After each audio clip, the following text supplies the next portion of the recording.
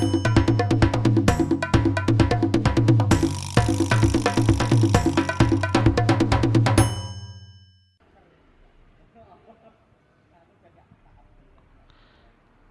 guys, trip kali ini kita akan ke Surabaya dengan naik kereta.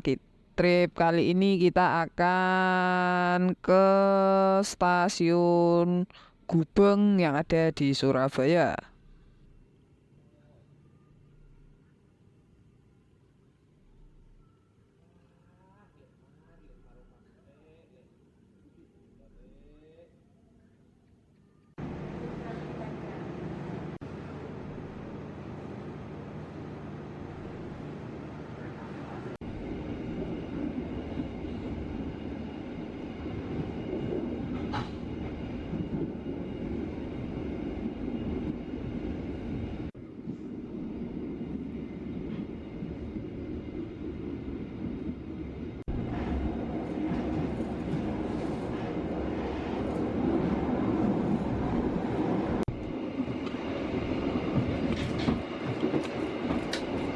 Dari kami hormati, kami informasikan beberapa saat lagi kereta api komuter lain Pangandaran akan segera sampai dan berhenti di stasiun Pakis Aji.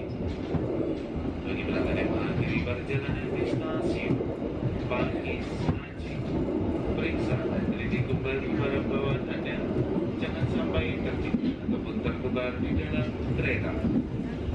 Tidak lama lagi kereta api komuter lain Pangandaran akan segera sampai dan berhenti di stasiun Pakis Aji.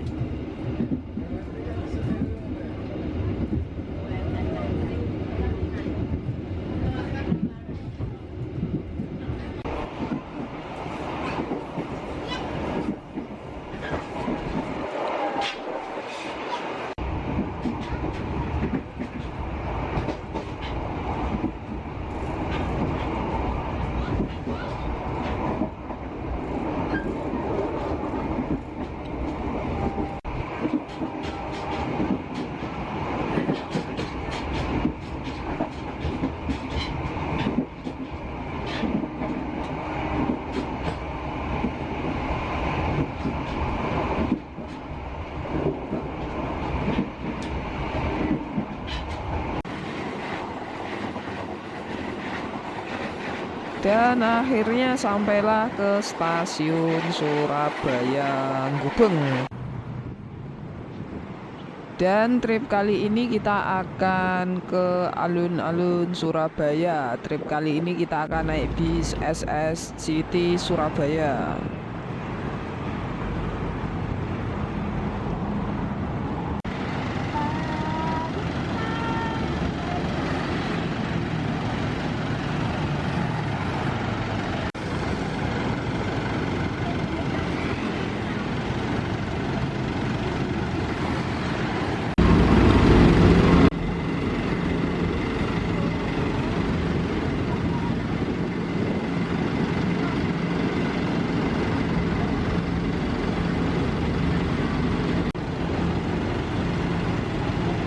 Kita akan berjalan-jalan naik bis SS City Surabaya ke tujuan objek wisata sejarah yang ada di Surabaya.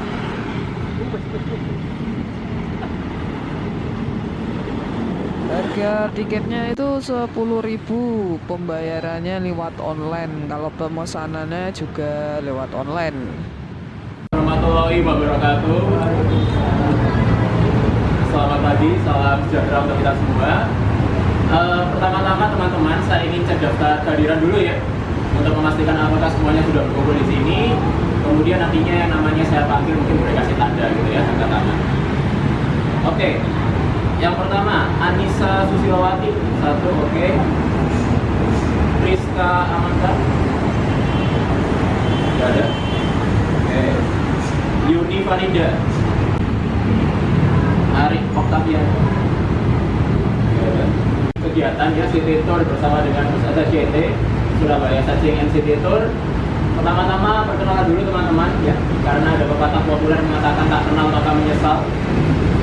Jadi biasanya kalau di awal nggak kenalan, ujung-ujungnya nyesel gitu. Jadi mari kita berkenalan. Perkenalkan, nama saya Regi atau Cak Regi. Saya dari Cadanim Surabaya teman-teman ya, dari Duta Wisata Kota Surabaya. Yang pada pagi hari ini akan memandu teman-teman sekalian untuk berwisata menggunakan bus SSCT, mengunjungi beberapa tempat ya, setidaknya ada 3 nanti yang akan kita kunjungi. Sudah pada tahu kita akan kemana? Kemana aja? SKD Siola, ya betul.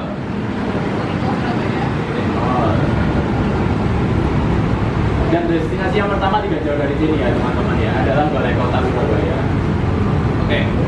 Lewat dari 1 abad, sudah lebih dari 100 tahun, karena bangunan ini didirikan di era Belanda, era kolonial Belanda pada tahun 1907.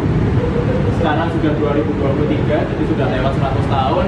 Dan dulu ketika awal didirikan, masih bernamakan Belanda, namanya The Simpangse Society. Simpangse terambil dari nama jalan.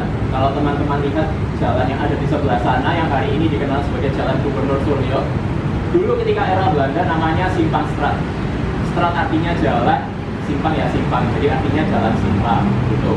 Kemudian Society terambil dari kata sosial, karena memang tujuan didirikannya di Simpang Society oleh Menir Mevrouw Belanda, tuannya Belanda pada saat itu, sebagai tempat hiburan.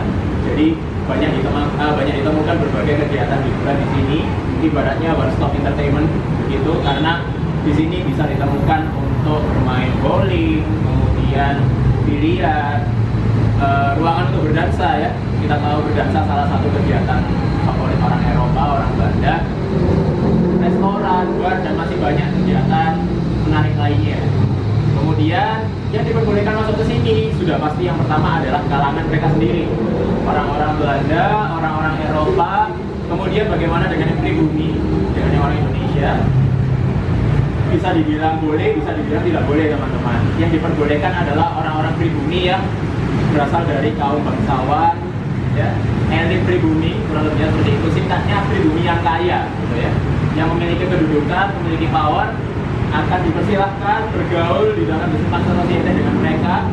Kemudian pribumi sisanya akan dipekerjakan, gitu ya, untuk menjadi pelayan, menjadi jongos, gitu ya, membantu untuk orang-orang Belanda.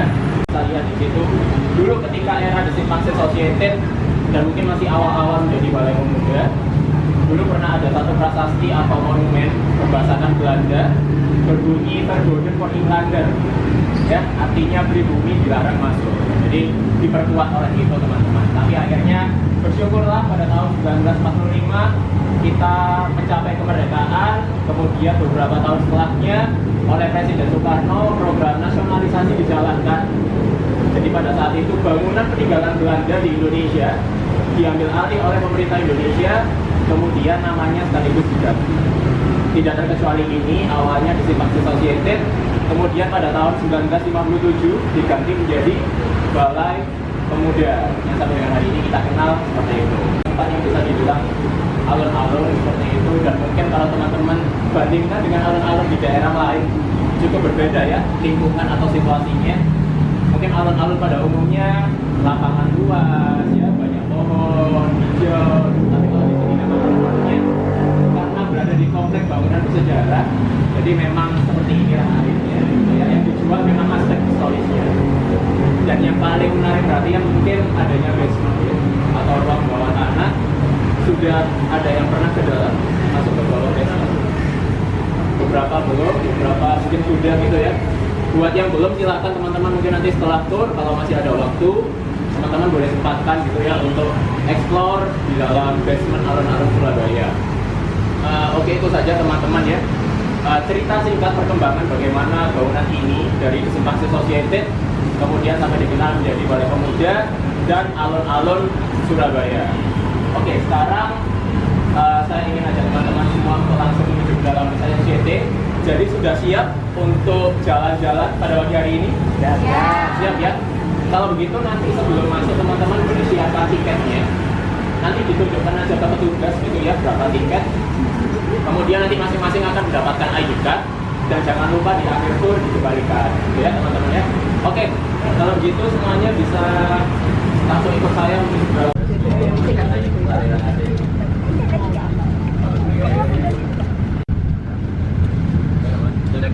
Selamat pagi teman-teman, sekarang sudah berada di dalam bus SSCT ya. Jadi mungkin kalau tadi kita sempat merasa sedikit panas gitu ya di luar ya, sekarang sudah ada pendinginnya. Jadi semoga teman-teman dari Jawa ya kurang lebihnya selama 2 jam nanti ya kita akan jalan-jalan, kita akan berkeliling Surabaya. Dan di dalam bus SSCT ini tidak hanya ada saya sendiri teman-teman ya, ada beberapa rekan-rekan saya juga menemani teman-teman karena tanpa mereka di sini nggak jalan. Perannya justru lebih penting daripada saya. Jadi kita bisa berkenalan dulu dengan yang pertama. Jadi dia juga tidak hanya ada di hari Jumat ini, tapi juga di hari Sabtu dan Minggu teman-teman ya setiap minggunya.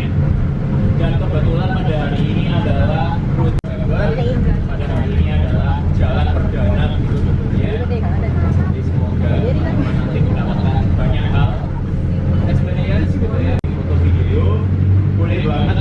Kemudian kalau ingin diunggah ke meeting, kalau teman-teman mungkin mau mention di Instagram saya juga boleh gitu ya.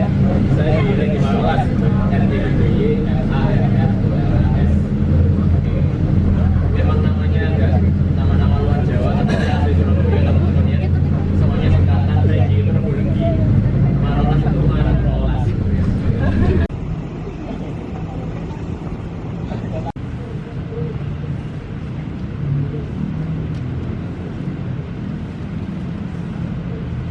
Mungkin nanti ekspresnya di sesi 2 jam 2 siang nanti kita berangkat di sesi 2 ya di GWS. Oke, selamat datang teman-teman di halaman Balai Kota Surabaya. Pekerjaannya Bapak Eri Cahyadi selaku Wali Kota Surabaya sekarang beserta dengan Pak Wakil Wali Kota dan jajaran yang lain. Lokasinya ada di lantai 2 tempat kerjanya, tapi kita nggak akan sampai ke sana. Kita cuma masuk ke dalam lobby lantai 1 dan sebentar nanti saya juga akan ajak teman-teman melihat satu tempat yang mungkin nggak banyak orang tahu gitu ya. Ternyata ada tempat menarik di Balai Kota Surabaya. Sudah ada dari era Belanda juga teman-teman. Jadi usianya berbarengan dengan didirikan Balai Kota ini. Oke, Balai Kota ini pun didirikan tepat 100 tahun yang lalu teman-teman. Sekarang 2023, berarti 100 tahun yang lalu adalah 1923. Waktu itu pembangunan mulai dilakukan, kemudian dirancang oleh seorang arsitek Belanda, kemudian dikirim ke Hindia Belanda ya ceritanya ya untuk bertugas di Surabaya, namanya Cosman Citron. Kalau teman-teman penasaran dengan siapa sosok perancang dari Balai Kota Surabaya, nanti di dalam teman-teman bisa melihat fotonya ya, Mr. Citron ini. Karena tidak hanya Balai Kota Surabaya saja yang dirancang oleh beliau, tapi beberapa tempat lain di Surabaya, mungkin kalau saya sebutnya Rumah Sakit Darmo, ya, Jembatan Gubeng, beberapa perumahan di area Kayun, kemudian ada DKJW Darmo, dan masih banyak tempat lainnya. Itu hasil rancangan dari Cosman Citron juga. Jadi secara arsitektural zaman dulu itu bisa dibilang Surabaya kotanya Citron karena saking banyaknya bangunan-bangunan penting yang dirancang oleh Cosman Citron ini. Oke, itu berganti ke wali kota berikutnya. Oke, teman-teman juga sudah bisa lihat bagaimana mestinya bangunan sejarah yang budaya tidak bisa. Oke, itu saja. Oke, selamat datang di hotel yang sekarang kita punya dengan baik. Kemudian teman-teman mungkin boleh melihat ke depan ya. Ini juga sudah boleh lihat sendiri. Ini saya jelaskan secara singkat dulu. Ini ada seperti ini lambang kedua dan ini yang paling mutakhir yang sekarang kita gunakan. Sudah ada tugu pahlawannya sebagai ikon peringatan peristiwa kemerdekaan Surabaya. Kemudian sebagaimana mestinya di era pemerintah Hindia Belanda sangat kental dengan simbol-simbol ya teman-teman ya. seperti singa. Kemudian di sini juga ada mahkota karena struktur Belanda adalah kerajaan ya. Jadi bisa ditemukan di berbagai simbol, biasanya ada mahkotanya juga. Jadi untuk penghormatan kepada ratu atau raja Belanda pada saat itu. Jadi ini penjelasannya, teman-teman bisa lihat. Kemudian di Surabaya ada taman surya. Jadi jalan masih seperti ini. Nanti bisa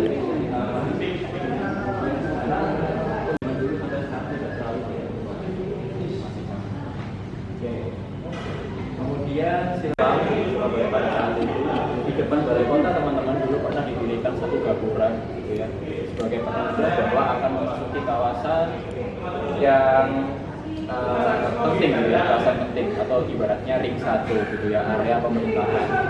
Dulu didirikan ini disebutnya gapura Jepang ya.